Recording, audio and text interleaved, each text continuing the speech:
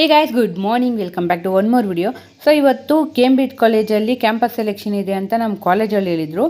Interest ಇರೋರೆಲ್ಲ ಹೋಗಿ ಅಂದ್ಬಿಟ್ಟು ಹೇಳಿದರು.